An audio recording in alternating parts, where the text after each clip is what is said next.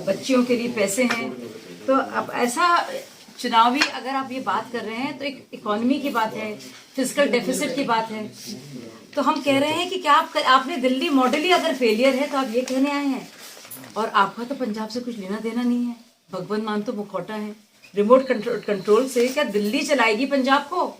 पंजाबियों को कैसे बर्दाश्त होगा? ये पंजाबी कभी बर्दाश्त नहीं करेगा। ये कोई गाजियाबाद या दिल्ली वाला उन्हें चलाए, बिल्कुल बर्दाश्त नहीं होगा। कि भगवंत मान जैसे आप बिठा के रख देंगे आपने एक मुखौटा, आप रिमोट की तरह चला रहे हैं एक बबुआ को यहाँ पे, वो बिल्कुल नहीं बर्दाश्त करेंगे। उसको पिला पिलू के सेट कर दो बेचारे को और हामी भरवाओ और आपके लोग लगे रहेंगे। देखो वो राघव चड्ढा चलाएगा सारा कुछ, एडमिनिस्ट्रेशन भी, सिक्योरिटी, जल बोर्ड, मुनाफा वे चल रहा था 40,000। अब मैं तो कांग्रेस के टाइम पर, मैं सही बात बोल रही हूँ, मैं कांग्रेस की तारीफ कर रही हूँ, ऑब्जेक्टिवली बोल रही हूँ। 60,000 का सीएजी ने मांगा है सबूत, सीएजी ने कहा है इसका हिसाब किताब क्यों नहीं हो रहा है, ऑडिटिंग नहीं हो रही है। दिल्ली हाई कोर्ट ने कहा है, मैं नहीं कह रही हूँ ये।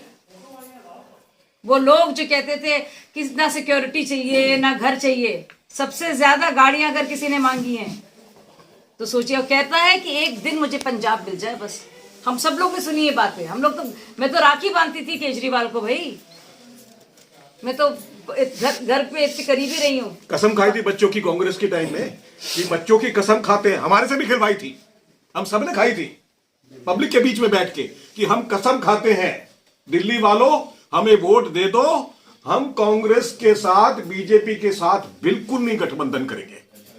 और जैसे ही चुनाव हुआ मैंने कहा अरविंद जी बच्चों की कसम खाई थी, कहता मुख्यमंत्री बनना है यार, कांग्रेस से मिलाते हैं हाथ। अरे मैं कहा दोबारा चुनाव करवा लो, जनता फिर दे देगी वोट। मुझे तो लगता नहीं है कोई भी पंजाब का बाशिंदा, ना बच्चा ना बड़ा चाहेगा ऐसा इंसान जो झूठी कसम खाता है माँ बाप की और बच्चों की कसम खाई थी, करेगा। हमारे साथ खाई थी। साजिया जी, हाँ साजिया जी, ये आप साजिया जी, आपने ये कहा कि अरविंद केजरीवाल में काफी आपने खामियां गिनाई, दिल्ली मॉडल को आपने बकवास बता दिया। हाँ, मैंने आंकड़ों के साथ बताया। दो सवाल है मेरे। एक तो जब अमेरिका के राष्ट्रपति की पत्नी वहाँ के स्कूल में जाती है तो इसका मतलब है कि कुछ ना कुछ स्कूलों में बेटर है तभी जा रही है। दूसरा सवाल मेरा ये है, क्या ये आपकी बीजेपी का फेलियर नहीं कि इतनी खामी होने के बावजूद भी वो लगातार वहाँ रिपीट कर रहे हैं, सरकार बना रहे हैं? देखिए, दिल्ली जब इलेक्शंस हुए थे तो दिल्ली का जो वोट शेयर था वो 1% बढ़ा था। तो बीजेपी ने ना सिर्फ रिटेन किया दूसरी बार बल्कि 1% बढ़ाया भी। लेकिन क्योंकि कांग्रेस और बाकी पार्टियां ना के बराबर रहीं और अरविंद केजरीवाल जी को और भी कांग्रेस का, बीएसपी का पूरी तरह से मिला साथ, तो उनको ज्यादा मिला। लेकिन बीजेपी का ना सिर्फ प्रदर्शन पहले की तरह रहा बल्कि पहले से अच्छा रहा सेकेंड इलेक्शन में। तो ये है, तो बीजेपी ने अपने ढंग से अच्छा किया, उन्होंने उनका ना वोट शेयर कम हुआ बल्कि प्रतिशत 1% ज्यादा रहा। नहीं, मेरा तो कुल मिलाकर सीटों में जो तब्दील हुआ, फुल मेजॉरिटी है, बिल्कुल वन साइडेड विक्ट्री। तो मैं वही कह रही हूँ, मैं वही आपसे कह रही हूँ कि जो उन्होंने पूरे जो इनके जो वादों की छड़ी लगाई थी और ये बिजली का जो पूरा उनका रहा है दांव, और उसकी वजह से रहा है। और बिजली की भी असलियत में बता दूं आपको, ये आप ले लीजिए। दूसरी बात, नहीं मुझे खत्म करने दीजिए। और दूसरी बात, तो आपको लगता है कि अगर अमेरिका के राष्ट्रपति की पत्नी आती हैं और अगर ब्रिटिश काउंसिल के साथ वो टाई अप करते हैं और 6 स्कूल के बारे में खबरें आ जाती हैं तो वो सच हो जाता है? सिर्फ ये काफी है? हम तो आरटीआई की बात बता रहे हैं आपको, ये आरटीआई की कॉपीज हैं जो सच बता रहे हैं कि 6 स्कूलों की ये बात है। ये 6 स्कूलों को बार बार दिखाकर और ब्रिटिश काउंसिल के साथ एक गोरे के साथ फोटोग्राफ दिखाकर, तो आपको अपने आरटीआई जिसकी वजह से अरविंद केजरीवाल को ही मिला था मैग्सेसे अवार्ड, तो आपको उस पर ज्यादा भरोसा है कि कुछ गोरे लोगों की तस्वीरों पर? जिस दिल्ली मॉडल की आप आलोचना कर रही हैं उसी के नाम पर वो पंजाब में वोट मांग रही हैं जी। हमने दिल्ली में कल दिखाया, पंजाब में हम लोग कह रहे हैं तो दिल्ली से आए जी, वही तो कह रहे हैं कि दिल्ली मॉडल की असलियत है। और आप लोग, मैं आपको आरटीआई की कॉपी देकर जाऊंगी यहाँ पे। तो बीजेपी सुबोध जी यहाँ पे, अगर जी इतना अच्छा है तो ये इमामों को पैसे क्यों दे रहे हैं? ये तो इतना बुरा ना, इमामों को तनख्वाह क्यों दे रहे हैं बताओ? दिल्ली मैंने क्यों नहीं समझा पाई थी? ये आप देखिए, हम- इमामों को तनख्वाह मैं जवाब क्यों दे रहे हैं? आप बताइए, इमामों को तनख्वाह देने की जरूरत पड़ेगी? एक करके बात करते हैं। आप जमीनी हकीकत देखिए, कर्नल साहब जमीनी हकीकत देखिए आप। एक मिनट काम अरे एक करके बात करते हैं आराम से। आपका जवाब दें, आपका जवाब दें। नीचे आप देना चाहते हैं कि मेरे नीचे आप देना चाहते हैं? क्या पूछ रहे हैं आप? मैं कह रहा हूँ जो दिल्ली भाजपा क्यों नहीं समझा? बता दूं आपको, अब मैं बड़ी क्लियर कट बात बोल रहा हूँ। दिल्ली के लोगों के टैक्स का पैसा आज विज्ञापन पर खर्च किया जा रहा है पूरी दिल्ली में। पूरे 5 साल 15 से लेकर और 20 तक अरविंद केजरीवाल ने सारा पैसा विज्ञापन पे खर्च किया, और हम समझा नहीं पाए, या 200 यूनिट का जो बिजली का था, अब दिल्ली के लोग रो रहे हैं। उस समय फिक्स चार्ज के लिए अरविंद केजरीवाल ने बोला था। अब दिल्ली के लोगों से बात कीजिए ना, अब वो कह रहे हैं चुनाव जीतने के बाद हम तो मर गए, लेकिन 200 यूनिट का जो फ्री का था उसमें लोग झांसे में आ गए। हमने केंद्र सरकार के द्वारा नियमित की गई, सुन लीजिए, पूरी नियमित की हुई कानूनी हमने कराई, और उन्होंने अगले दिन जाके मंच पे अरविंद केजरीवाल ने कह दिया कि पूरी दिल्ली की सारी जो कॉलोनी है, अनऑथराइज्ड कॉलोनी है, वो हमने नियमित कराई, और उसका रिजल्ट हमारे खिलाफ चला गया। लेकिन ऐसा नहीं है जैसा साजिया जी कह रही थी। अगर आप 15 के चुनाव का और 2020 के चुनाव का विश्लेषण करें तो हमारा जो वोट ऑफ परसेंटेज है वो हमारा बढ़ा है, और कांग्रेस खत्म हो गई वहां पर। आज दिल्ली के अंदर कांग्रेस के कैंडिडेटों की 38 जगह जमानत जब्त हो गई। कांग्रेस और आम आदमी पार्टी दोनों मिल गई हमारे खिलाफ, इसलिए हम हार गए। अच्छा, एक सवाल ये है, आपने शराब का मुद्दा बड़े जोर शोर से उठाया है, बहुत ज्यादा आलोचना की उसको लेकर भी, स्कूलों के नजदीक बनाया है, लेकिन जिस कैंडिडेट के यहाँ पर आप प्रचार के लिए, वो जब सत्ता में थे, सुरजीत जानी, तब उन्होंने कहा शराब नशा नहीं होता, उन्होंने उसकी वकालत की थी, तो उसके बारे में आप क्या कहना चाहोगे? जैनी साहब की स्टेटमेंट थी भी शराब नशा नहीं है, तो आप शराब का मुद्दा जैनी साहब ने ऐसे भी नहीं कहा भी एक बोतल पी लो और नशा नहीं है। आपके सामने बैठी है ये तो नहीं कहा कि एक बोतल पी लो नशा नहीं है। आप फ्री बिजली की बात कर रहे हैं, ये किया वो, हम लोग बात कर रहे हैं, हम लोग ये नहीं कह रहे शराब इज लीगल इन इंडिया। शराब नहीं, शराब का जवाब देना चाह रही हूँ, एक करके।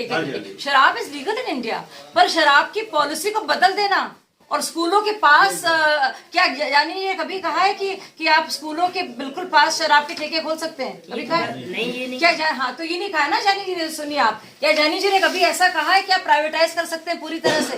क्या जानी जी ने कभी ऐसा कहा है कि आप स्कूलों के जो अनुसार है, जो नियम है, उसको बदल सकते हैं, और स्कूलों और गुरुद्वारों के बिल्कुल ठीक पास आप ठेके खोल सकते हैं? कहा है कभी? नहीं। तो अरविंद केजरीवाल जी ये कर रहे हैं। आप समझ में आ गया आपको? एक और चीज, क्या जानी जी ने कभी ऐसा कहा है कि आप जो है हर एक वार्ड में तीन ठेके खोल सकते हैं? तो जानी जी ने लिखा है। केजरीवाल, एक मिनट मुझे बोलने दी। तो केजरीवाल जी ये कह रहे हैं, अब आपको अंदर समझ में आ गया? नहीं, अब जब नहीं आप तो बात हो गई। भाजपा का क्या स्टैंड रहेगा अगर सत्ता में आती है? अगर सत्ता में भाजपा आती है पंजाब की, तो भाजपा का क्या स्टैंड रहेगा? तो भाजपा ने कल हरदीप पुरी जी ने और ढींसा जी भी उसमें मौजूद थे, और कैप्टन अमरिंदर सिंह जी ने 11 सूत्री प्रोग्राम, और एक उन्होंने कैप्टन अमरिंदर सिंह जी ने भी जोड़ा है 12वां उसमें। वो किया है, उसका पूरा एक मैनिफेस्टो समझिए, हमारी संकल्प नीति समझिए, और उसके तहत बहुत जरूरी बातें कही हैं। कुछ चीजों का मैं जिक्र खास तौर से करना चाहूंगी। देखिए, बहुत बड़ी बड़ी बातें हुई हैं, और आप सब लोग को सोचना चाहिए कि हम लोग एक तरह के प्रोपोगेंडा वॉर में जुड़े हुए हैं। सब लोग बात कर रहे हैं रेवड़ियों की, क्या हो सकता है, क्या हो रहा है। जीडीपी आप देखिए, पंजाब जैसा स्टेट, क्या थे हम, क्या हो रहे हैं। और सोचिए, वो आदमी केजरीवाल जो हमसे बताता था, जो हम लोग सपने देखते थे साथ मिलकर, वो जो इनकम टैक्स समझता है, इकोनॉमिक समझता है, कैसे उसने बेवकूफ बनाया है। अगर आप इलेक्ट्रिसिटी के फिक्स चार्जेस देखिए तो आप देखेंगे कैसे बेवकूफ बन रहे हैं। मुझे इतनी खुशी हुई एक बात सुनकर, इंडस्ट्रियल रेवोल्यूशन, औद्योगिक इनकलाब, सच में और दिल से मैं इस बात को कह रही हूँ, और हर एक इंसान समझेगा वाकई में इस स्टेट को जो कर्ज में लिप्त है, मुलव्विज़ है, उसको ज़रूरत है इकोनॉमिक विकास की। जो माएँ सोच रही हैं कि भाई बच्चा पढ़े और 9वीं 10वीं में आ जाए तो ज़मीन बेचे और जाए, यहाँ से निजात मिले, सच में वाकई में, और ये भूल जाइए सब पार्टियों को एक वक्त के लिए, पर सोचिए ऐसे कुछ लोग जो वाकई में एक लॉन्ग टर्म सोचें।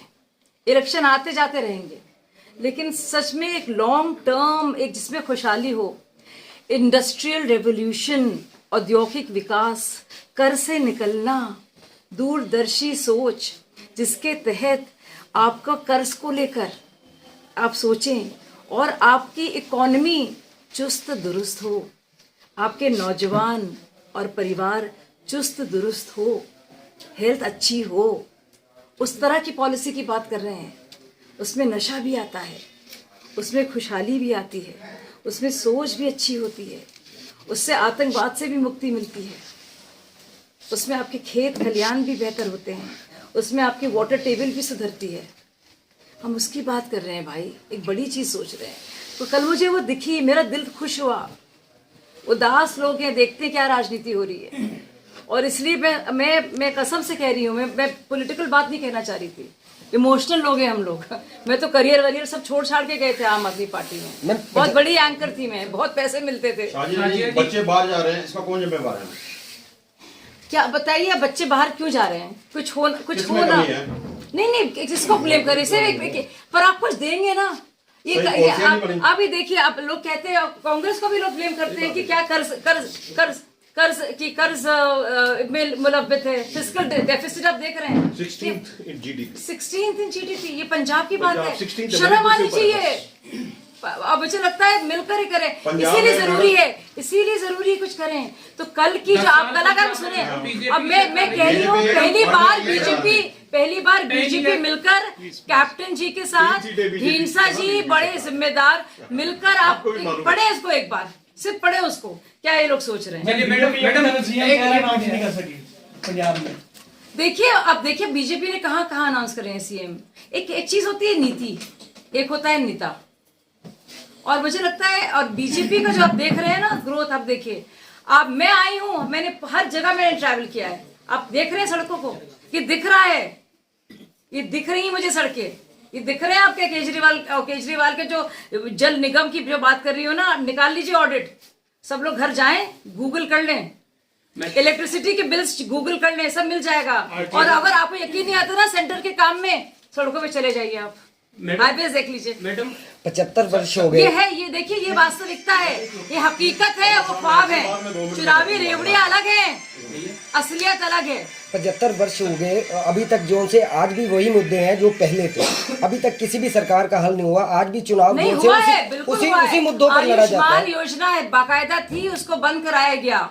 सड़कें आपको दिख रही हैं इधर पे, मैं जब गई तो मैंने देखा, लोगों ने कहा सिर्फ 2-2.5 साल में देख रहे हैं, क्योंकि सेंटर ने कराई है। किसने बंद कराया आयुष्मान? किसने बंद कराया बताइए? आयुष्मान किसकी योजना है? सेंटर की है।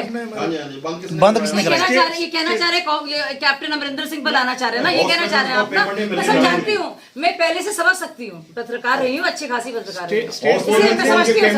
अगर आप जवाब दीजिए ना, समझते हो तो बोलिए, समझ के अपने पास ना रखिए, बाहर निकालिए उसको। स्टेट गवर्नमेंट, हाँ, पर आयुष्मान योजना उसका मुखी कौन था? Captain Amarinder. Double engine growth. Sajiya ji मैं जानती हूँ, साजिया जी, जब बीजेपी और स्टेट में इलेक्शन लड़ती है तो वहाँ सीएम चेहरा भी घोषित करती है, और बिना किसी पूरा सवाल सुन लीजिए, और वहाँ पे बिना अलायंस के भी लड़ती है। पंजाब में आप अलायंस करके 2-2 पार्टियों से लड़ रहे हैं, इसका मतलब बीजेपी बहुत कमजोर है यहाँ पे, नहीं आप अकेले लड़ते। ऐसा बिल्कुल नहीं है, बीजेपी हमेशा से छोटी पार्टी रही है, और अकालियों ने हमको छोड़ा, ये सब जानते हैं, और हम लोग खुशी खुशी लड़ रहे हैं। और देखिए, पहली बार आ रही है हरकत में, और हरकत में बरकत है। और आप देखिए, किस दावे के साथ कह रही है बीजेपी सत्ता में आएगी? नहीं देखिए, मैं पॉलिटिकल इसको करना नहीं चाह रही थी, इस पूरी बात को। मेरा फर्ज था, क्योंकि मैं ना तो पॉलिटिशियन रही हूँ, मैं बहुत ही एक कामयाब पत्रकार थी, स्टार न्यूज की टॉप एंकर रही हूँ। हमारे दोनों साथी बहुत अलग बैकग्राउंड से रहे हैं, और हम लोग की अपनी पहचान थी। हम लोग बताना चाह रहे हैं, और दिल्ली मॉडल की असलियत बताने, केजरीवाल के झूठ को, और किस तरह से दिल्ली और गाजियाबाद के गैंग का राज रहेगा पंजाब पर, और कैसे भोले भाले पंजाबियों के जज्बात के साथ खिलवाड़ होगा, भगवंत मान एक मुखौटा होगा और एक बहुत बड़ा खतरा मंडरा रहा है पंजाबी परिवारों पर, उनके वालिदैन और बच्चों पर, ये बताने आए हैं। और हम पॉलिटिकल बात है, हम नहीं करना चाहते। क्या कैप्टन का चेहरा लोग पसंद करेंगे? कैप्टन को तो लोग पहले पसंद करेंगे, बीजेपी उसके साथ मिलकर चुनाव लड़ रही है। नहीं, ऐसा नहीं, कैप्टन का लोग पसंद ही करते थे, इसीलिए कैप्टन को इतनी सीटें मिली पहले भी और म्यूनिसिपल इलेक्शन में भी। कोई ऐसा नहीं बड़ा है, चेहरा साथ लेके नहीं आ पाए मैडम वो। अपना कोई भी कैप्टन साहब नहीं, मुझे नहीं लगता है, मुझे लगता है कैप्टन पर बहुत बंदिशें भी रही। और कल मैं जब सुन भी रही थी और मैं पढ़ भी रही हूँ लगातार, 63,000 लोगों को अरेस्ट करवाया कैप्टन ने, जेल में है वो। और उसमें से 20,000 लोग बेल की वजह से निकल गए, लेकिन 40,000 लोग उसमें से जॉर्जिया में, इटली में, इतने बड़े बड़े नामों को, और सब कैप्टन की वजह से हुआ। कैप्टन ने, मैंने पूरी पढ़ी खबर कि पूरे अखबारों में है। मैडम क्या कारण है कि पिछले 5 सालों के कार्यकाल के ऊपर आपने कभी अभी निशाना नहीं साधा है कि एक ही फोकस है आपका? बीजेपी ने मैम एक बात तो पूरी कर रहे थे। एक ही फोकस है आम आदमी पार्टी। क्या आम आदमी पार्टी का पंजाब में कुछ आधार है जो हर पार्टी जो उसको टारगेट कर रही है? हर पार्टी का हम तो नहीं कह सकते, हम लोग क्योंकि आम आदमी पार्टी से रहे हैं, मैं फाउंडर रही हूँ आम आदमी पार्टी से, और हमारे जैसे लोग जिनका बहुत शानदार करियर था, सब छोड़ छाड़ के एक आदर्शवादी होने के नाते, देशवादी होने के नाते सब छोड़ छाड़ के आए। हम लोग कोई पॉलिटिशियन नहीं थे पिछले 5 सालों क्योंकि ये झूठा आदमी है और इसने झूठी कस्में खाई हैं और हम लोग के साथ छलावा किया है। तो हमने ज्वाइन किया, फाउंडर नहीं रहे ना। एक आखिरी सवाल पूछेंगे। ये तो पंजाब को सिर्फ बचाने के लिए आए और आगे भी कार्यक्रम है। हम तो ना कैप्टन के यहाँ पे जवाब दे सकते हैं ना कि हमने तो कुछ नहीं छोड़ा था ना। मैं तो करियर आम आदमी पार्टी के लिए छोड़ा था ना। एक आखिरी सवाल पूछेंगे। हम तो फाउंडर मेंबर रही हूँ मैं आम आदमी पार्टी की। अभी आप भाजपा का गुणगान कर रहे हो। आपने कहा कि आगाह करने आए हैं, आगाह के पीछे कहीं डर तो नहीं कि आपको लग नहीं रहा कि वो जो मकर जाल उधर फैलाया था इधर भी फैलने को तैयार है? ये डर तो नहीं है पीछे का? डर है लोग, पंजाब के लोगों के लिए। मतलब आगाह के पीछे का डर है? मुझे क्या डर होगा बताइए? नहीं आगाह के मुझे क्या डर, मुझे किस बात का? मुझे बहुत डर है पंजाब के लोगों के लिए। मुझे बहुत डर है पंजाब बॉर्डर स्टेट के लिए। मुझे बहुत डर है, मुझे खौफ है कि फिर से बेवकूफ बनेंगे लोग ताजा हालातों और उनके साथ ताजा हालात को लेकर, और बॉर्डर स्टेट होते हुए पंजाब के लोगों के साथ क्या होगा, क्या खिलवाड़ होगा, और किस तरह से वो किसी के साथ भी साठगांठ कर सकता है, बेच सकता है वो अपने जमीर को, बेच सकता है वो सरजमी को। वो इसलिए बहुत डर है मुझे क्या हो जाएगा मेरे देश के साथ। और मुझे लगता है हर एक पंजाबी को खौफ होना चाहिए इस बात का। पंजाब के लोग बहुत अच्छे हैं। एबीएन न्यूज चैनल देखने वाले सभी दर्शकों से हम अपील करते हैं कि एबीएन न्यूज चैनल पर ऐसी लेटेस्ट खबरें देखने के लिए हमारे चैनल को सब्सक्राइब करना ना भूलें। जय हिंद, जय भारत।